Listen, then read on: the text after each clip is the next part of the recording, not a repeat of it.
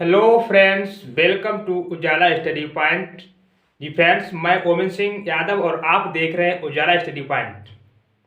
जी friends, जैसा कि आज 5 फरवरी का दिन है, तो आज को बसंत पंचमी मतलब जो अपने जो ज्ञान की देवी सरस्वती, उनका मतलब अवतरण दिवस मानते हैं। एक हिसाब से बर्थडे बोल सकते हैं कि उनका जन्मदिन, मतलब फिलहाल जो देवता को तो अवतार लेते हैं, कुछ जन्म नहीं लेते हैं। तो देवी देवता जितने अवतार लेते हैं, तो सबसे पहले तो आप सभी लोगों के लिए बसंत पंचमी की हार्दिक शुभकामनाएं।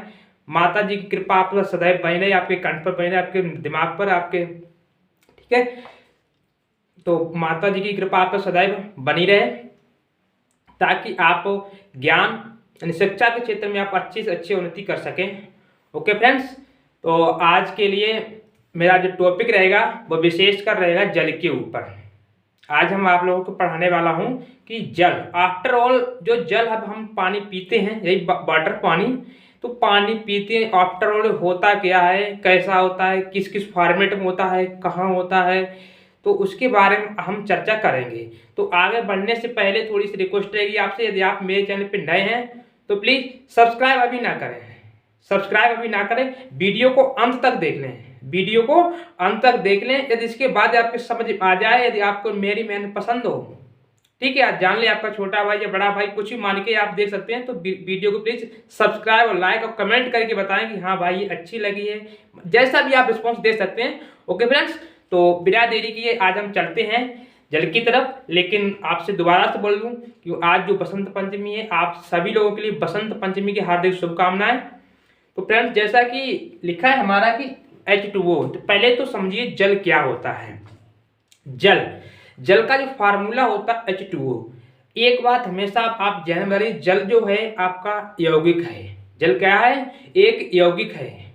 ओके फ्रेंड्स, तो यौगिक, अब आप कहेंगे कि जल अणु है, सॉरी अणु तो फिलहाल हम बोल सकते हैं क्योंकि अणु में परमाणु संयोग होता है, लेकिन आप तत्व नहीं बोलेंगे, जल को तत्व नहीं बोलेंगे, और ना ये मिश्रण भी नहीं है, ठीक है।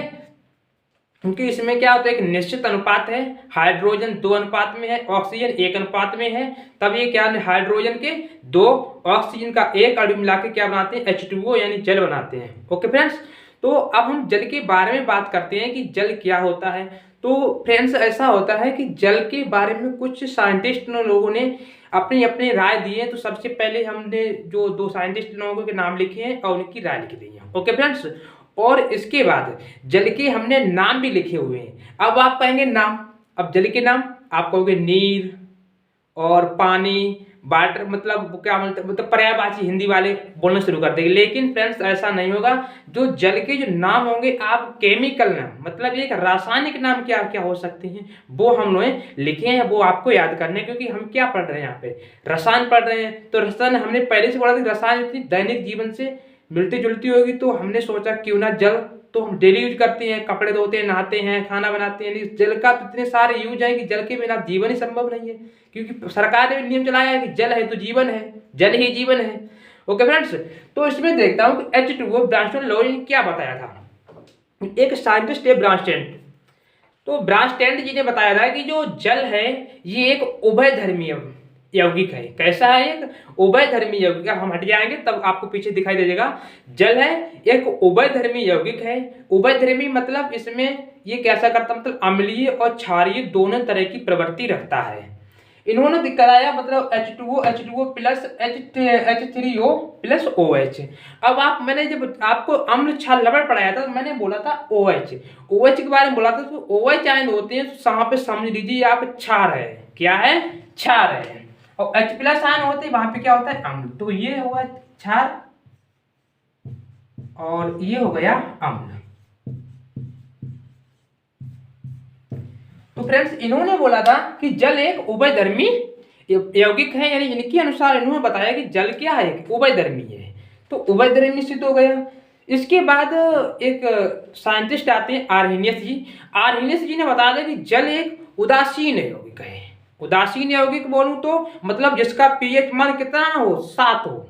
जिसका pH मान 7 हो वो क्या होगा, उदासीन होगा। तो आपका जल कैसा एक उदासीन यौगिक है, वो इन्होंने बता दिया। अब इसके बाद इसके नाम की बात होती है। अब आप देख सकते हैं कि ब्रास्टन लॉरी जी ने आपको जो उभयधर्मी बताया था और आर्हेनियस जी ने इसका मतलब एक उदासीन बताया था, उदासीन। लेकिन जो उदासीन होता है वो कौन सा वाटर, वो हम बात आगे करेंगे। तो इसके नाम देखते हैं। पहले हमने नाम साइड में लिख रखे हैं, पहले से हिंदी में ही लिखे हैं, आप इंग्लिश में लिखना चाहें तो लिख सकते हैं। जैसे लिखा है इसमें क्या होता है H2O, पहले यहाँ समझिए, नाम यहाँ से ही बना है। नाम यहाँ से कि केमिस्ट्री के नाम होते हैं वो इनके सूत्र फार्मूले के अनुसार ही बनते हैं, ना कि इनके रटे मतलब जैसे पानी के जो पर्यायवाची होते हैं तो वो हिसाब के नहीं है। यहाँ पे क्या है, हाइड्रोजन 2 है, ऑक्सीजन 1 है, तो इसे हम बोल सकते हैं ऑक्साइड ऑफ हाइड्रोजन। किसका ऑक्साइड है? हाइड्रोजन का, ऑक्साइड ऑफ हाइड्रोजन। सेकेंड यानी O है और H2 है। अब H2 होगा तो वहां पे हम बोलेंगे हाइड्राइड, उसे क्या बोलेंगे? हाइड्राइड। और संग में लगा है ऑक्सीजन तो hydride of oxygen, hydride of sorry hydride of oxygen. तो फ्रेंड्स ये आपके दो नाम हैं जल के। इसके बाद हम बात करेंगे जल के टाइप के बारे में। यानी जल जो होता है विशेषकर मतलब जल क्या है? जल एक होता है सार्वभौमिक विलायक, यूनिवर्सल सॉल्वेंट। मतलब जल में कोई भी चीज डालोगे वो घुल जाएगी, ठीक है। ऐसा क्यों होता है? ऐसा उसकी संरचना के बारे में होता है, संरचना की वजह से होता है। संरचना उसकी पोलरी संरचना होती है, जैसा कि मैं आपको यहाँ पे लिख के बता सकता हूँ। इधर देख रहा होगा आपको लेकर, ये आपका एक O हो गया, ये एक H और ये H, ये इसकी क्रिया मतलब इससे स्क्वायर जोड़ रहता है। तो यहाँ से जो कोण बीच में होता है वो होता है 104.5 डिग्री।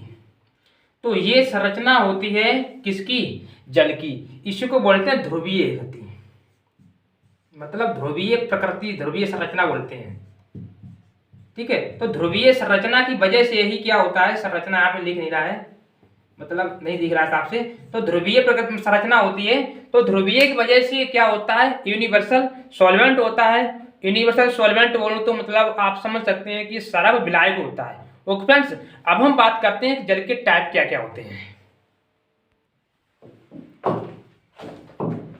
जी फ्रेंड्स, अब हम देखते हैं जल के मतलब हमारा जो पानी होता है उसके टाइप के बारे में।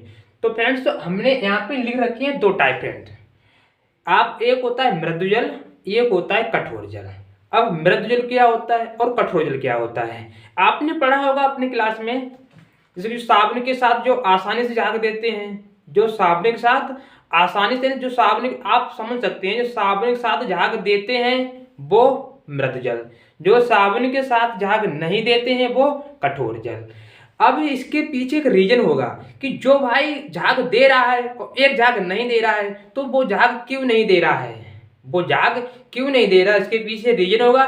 तो इसके पीछे रीजन क्या होता है, क्योंकि इसमें क्या होती है, अशुद्धियां होती हैं, इसमें अशुद्धियां होती हैं। अब वो अशुद्धियां कौन कौन सी होती हैं? कैल्शियम और मैग्नीशियम, कैल्शियम Ca और Mg मैग्नीशियम, कैल्शियम और मैग्नीशियम के बाइकार्बोनेट, सल्फेट और क्लोराइड, यानी क्लोरीन से क्लोराइड बने। तो क्लोरीन किसी के साथ जब क्रिया करता है तो क्लोराइड बनाता है, क्योंकि ये हाइड्रोजन परिवार का तत्व है। तो हाइड्रोजन का हाइलाइड बनाएंगे तो क्लोरीन क्लोराइड। ओके फ्रेंड्स, तो ये क्लोराइड बनाता है। जैसे आपका कैल्शियम के साथ कैल्शियम क्लोराइड, मैग्नीशियम के साथ मैग्नीशियम क्लोराइड। और इसमें क्या होता है, जो आसानी झाग नहीं देते हैं, और जो मृदु जल होता है इसमें किसी भी प्रकार की कोई अशुद्धि नहीं होती है। ये एकदम प्योर वाटर होता है, एकदम प्योर वाटर जिसे हम पी सकते हैं, ये पीने योग्य होता है। ओके फ्रेंड्स, और इधर बात करते हैं हम कठोर जल की। तो कठोर जल में क्या होता है, इसमें एक हिसाब के एक खारा होता है। स्वाद में कैसा होता है? खारा, नमकीनी स्वाद का होता है। तो इसे हम पी तो नहीं सकते हैं, अरे भाई कोई पानी पी लो नमक का, लेकिन जो मतलब ऐसे पी सकते हैं। लेकिन जहाँ से पानी नमकीन प्राप्ति होता है, जैसे समुद्र का पानी खारा होता है, और जैसे यमुना के आसपास का जो पानी जो मतलब नल से भी आता है वो भी खारा है। ओके फ्रेंड्स, तो अपने यहाँ देखिए तो मथुरा में पानी आपको खारा मिलेगा, अधिकांश पॉसिबिलिटी बनती है खारे पानी की, क्योंकि यमुना के आसपास के एरिया खारे पानी का होता है। ओके फ्रेंड्स, तो इसमें जल जो होता है आसानी से झाग नहीं देता है और इसमें आसानी से झाग देता है। इससे हम पी सकते हैं, सॉरी इसको हम पी सकते हैं, किसको, मृत जल को, लेकिन इसको हम पी नहीं सकते हैं, इसमें अशुद्धियां होती हैं और इन अशुद्धियों के आधार पर हम कठोर जल को दो भागों में बांटते हैं। और एक तीसरा पार्ट और होता है यहाँ पे, सॉरी इसका, यानी जल एक कठोर, एक आपका मृदु, एक कठोर, एक होता है हैवी। हैवी मतलब भारी पानी, भारी जल। और भारी जल क्या होता है, भारी जल D2O, आपने नाम सुना होगा, ड्यूटेरियम ऑक्साइड। तो ये एक प्रकार का जल ही होता है, लेकिन इस जल से भारी होता है, इस जल से वो भारी होता है, वो हम बता देंगे थोड़ा, मतलब आप समझ सकते हैं। यहाँ पे देखो D2O, इसका सूत्र होता है H2O, इसका मास निकालेंगे अणुभार, तो इसका 2 हाइड्रोजन प्लस 16, ऑक्सीजन कितना हो गया 18, और D2O।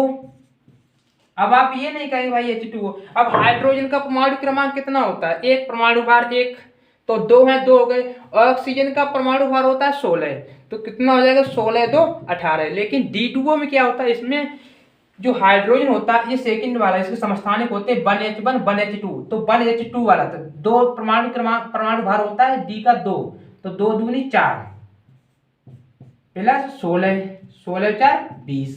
अब आप समझिए, इसका 20 है, इसका 18, कौन सा भारी हुआ, कौन सा भारी हुआ, जायज बात है कि D2O वाला भारी है, तो इसीलिए इसका नाम ही पड़ा है भारी जल। तो इससे भारी जल इसका यूज होता है, वो बेसिकली जो नाभिकीय रिएक्टर होते हैं, नाभिकीय रिएक्टर में जो न्यूट्रॉन की जो क्रिया होती है, न्यूट्रॉनों की क्रिया को मंदक मतलब धीमा करने के लिए, तो हम बोल सकते हैं ये मंदक के रूप में काम में लाया जाता है। ओके फ्रेंड्स, क्वेश्चन बहुत अच्छा मतलब यहाँ से बनता है एक वनडे एग्जाम में कि मॉडरेटर के रूप में, मॉडरेटर बोले मंदक के रूप में किस यूज किया जाता है, तो वहां पे आप भारी जल लगा सकते हैं, कोई दिक्कत नहीं, D2O ऑप्शन मिली आप लगा सकते हैं, और नहीं तो फिर वहां पे ग्रेफाइट वगैरह होगा। ओके फ्रेंड्स, तो ये आपका हो गया। अब हम देखते हैं कि जो कठोर जल होता है, कठोर यानी ये होता है कठोर, कठोरता कितने टाइप की होती है, उसे हम दूर कैसे करते हैं। ओके फ्रेंड्स, जी फ्रेंड्स, अब हम देखते हैं जो हमारा कठोर जल होता है वो बेसिकली कितने भाग में देखे हम पढ़ते हैं। मतलब जो कठोरता जो होती है पानी में वो 2 तरह की होती है, एक होती है स्थायी कठोरता, एक होती है अस्थायी कठोरता। अस्थायी कठोरता और स्थायी कठोरता में क्या अंतर होता है, देखिए फ्रेंड्स, मैंने आपको पहले क्या बताया था, जो कठोर पानी होता है, जो कठोर जल होता है, उसमें कैल्शियम मैग्नीशियम के बाइकार्बोनेट, सल्फेट और क्लोराइड जो क्लोराइड पाए जाते हैं, इसलिए कैसा वो कठोर हो जाता है। लेकिन अब बात बनती है स्थायी और अस्थायी में। तो फ्रेंड्स आपको ध्यान में रखना है कि जो अस्थायी कठोरता होती है इसमें कैल्शियम और मैग्नीशियम के बाइकार्बोनेट पाए जाते हैं। क्या होता है फ्रेंड्स, बाइकार्बोनेट पाए जाते हैं, जिसमें कैल्शियम और मैग्नीशियम के बाइकार्बोनेट पाए जाते हैं, वो आपका अस्थायी कठोर जल हो गया। जिसमें कैल्शियम मैग्नीशियम के सल्फेट क्लोराइड, जो क्लोराइड पाए जाते हैं, वो आप हो जाता स्थायी कठोरता। ओके फ्रेंड्स, तो स्थायी कठोरता और अस्थायी कठोरता हम समझ गए होंगे आप। अब हम बात करते हैं कि स्थायी कठोरता को कैसे दूर करते हैं और स्थायी कठोरता को कैसे दूर करते हैं। क्यों भाई ऐसा है कि पानी कम है, तो ऑब्वियसली सी बात है कि पानी कम है तो उसे हम इसी पानी को सही करेंगे। अब जो पानी को सही कैसे करते हैं वो देखते हैं। तो फ्रेंड्स जो अस्थायी कठोरता होती है, मतलब टेम्परेरी थोड़ी देर के लिए है, तो उसमें क्या करते हैं, उस जल के लिए आप आराम से गर्म कर देते हैं, तो उसमें कैल्शियम और मैग्नीशियम के क्या होते हैं, बाइकार्बोनेट, यानी कैल्शियम बाइकार्बोनेट और मैग्नीशियम बाइकार्बोनेट आप गर्म करेंगे तो कार्बन डाइऑक्साइड गैस उड़ जाएगी, और जो कैल्शियम मैग्नीशियम है वो नीचे जम जाएंगे, पानी ऊपर आ जाएगा, आप ऊपर पानी छान लेंगे, पानी साफ हो जाएगा। ओके फ्रेंड्स, वो पानी आप यूज कर सकते हैं। एक विधि होती है, सेकेंड विधि होती है क्लार्क विधि। क्लार्क विधि के बारे में बात करेंगे। अब देखते हैं कि इसमें क्या करते हैं। जो क्लार्क विधि, सॉरी यहाँ इसमें क्या होता है, बाइकार्बोनेट नहीं होता है, इसमें बाइकार्बोनेट होता है अस्थायी में। लेकिन जब बात करते हैं स्थायी कठोरता की, तब इसमें क्या क्या होता है, इसमें कैल्शियम मैग्नीशियम, जो कैल्शियम मैग्नीशियम पाया जाना, आफ्टर ऑल जो कठोरता होती है वो किसके कारण होती है, कैल्शियम और मैग्नीशियम के क्या क्या होते हैं, बाइकार्बोनेट होते हैं, सल्फेट होते हैं और क्लोराइड होते हैं। तो बाइकार्बोनेट आपका इधर हो गया, लेकिन इधर क्या बचा, सल्फेट और क्लोराइड। तो जहाँ पे सल्फेट और क्लोराइड होते हैं तो वहाँ पे क्या होगी, स्थायी कठोरता होगी। ओके फ्रेंड्स, अब इसको हम किस प्रकार दूर करते हैं वो हम देखते हैं। इसको तो गर्म करके दूर कर लेते हैं, लेकिन सेकंड बात रहती है इसको स्थायी कठोरता को दूर करने के लिए। तो इसे मैंने लिखा नहीं कि एक किलारक विधि से इसमें दूर करते हैं। किलारक,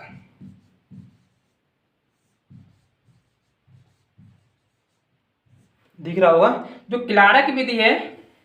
तो किलारक विधि में हम इसे कैसे शुद्ध करते हैं। किलारक विधि में हम क्या करते हैं, चूना लेते हैं, चूना यानी CaO, बिना बुझा हुआ चूना, और CaCO3 calcium carbonate. Calcium carbonate को मिला देते हैं पानी में और मिला करके गर्म करते हैं। जब गर्म करते हैं पानी, वही प्रोसेस रहेगा, कार्बन डाइऑक्साइड निकल जाएगी और कैल्शियम मैग्नीशियम होते हुए नीचे बैठ जाएंगे। कैल्शियम और जो मैग्नीशियम है वो नीचे बैठ जाएंगे। आप पानी छान के आराम से यूज कर सकते हैं। ओके फ्रेंड्स, लेकिन बात होती है स्थायी कठोरता को हम कैसे शुद्ध करते हैं। तो इसमें एक प्रोसेस होता है जिसका नाम है जियोलाइट। जियोलाइट। अब ये जियोलाइट क्या होता है। जियोलाइट में क्या होता है, आप एक आपका पात्र लिया, पात्र में आपने जल कर दिया और इसमें क्या होता है, एक उत्प्रेरक बोल सकते हैं, एक छिद्रदार उत्प्रेरक होता है। इसमें छेद होते हैं, इसमें इस प्रकार से इसमें छेद होते हैं। अब ये पानी क्या इसमें डालेंगे तो इसकी जो अशुद्धियां होंगी, वो यहाँ पे आके इसमें लग जाएंगी। किसमें, इसमें जियोलाइट में। इस जियोलाइट में लग जाएगी अशुद्धियां। इस छड़ में जो छिद्रदार छड़ होती है इसमें अशुद्धियां लग जाएंगी। इधर उधर का जो पानी है वो कैसा, एकदम प्योर हो जाएगा। आप उस पानी को यूज कर सकती हैं। ओके फ्रेंड्स, तो आई होप आपको समझ में आया होगा। अब हम दोबारा से पूरे एक बार रिवाइज करते हैं। कैसे, आप समझिए कि जो कठोरता स्थायी का क्वेश्चन कहाँ से बनता है। क्वेश्चन में आएगा कि स्थायी कठोरता का कारण क्या है, तो कैल्शियम मैग्नीशियम के बाइकार्बोनेट। फ्रेंड्स समझे, अस्थायी कठोरता का कारण क्या है, तो कैल्शियम मैग्नीशियम के बाइकार्बोनेट। स्थायी कठोरता का कारण क्या है, कैल्शियम मैग्नीशियम के sulphate and chloride. Sulphate and chloride यानी सल्फेट और क्लोराइड कारण किसको होते हैं, स्थायी कठोरता के। आफ्टर ऑल कठोरता का रीजन क्या होता है, कैल्शियम मैग्नीशियम के क्लोराइड, सल्फेट और बाइकार्बोनेट। ओके फ्रेंड्स, तो इसकी वजह से पानी क्या हो जाता है, आपका कठोर हो जाता है। इसकी वजह से पानी कठोर हो जाता है। अब हमने क्या किया, आपका कठोर जल पड़ा दिया, भारी जल पड़ा दिया। भारी जल का तो फिलहाल D2 याद रखिए। और इसके बाद इसको जो यूज होता है वो बहुत इंपॉर्टेंट है, क्योंकि वनडे एग्जाम में अधिकांश क्वेश्चन प्रीवियस से हमने देखे हैं और आपने भी देखे होंगे। तो वनडे एग्जाम में D2 वाला क्वेश्चन अधिकांश पूछने की उम्मीद रहती है।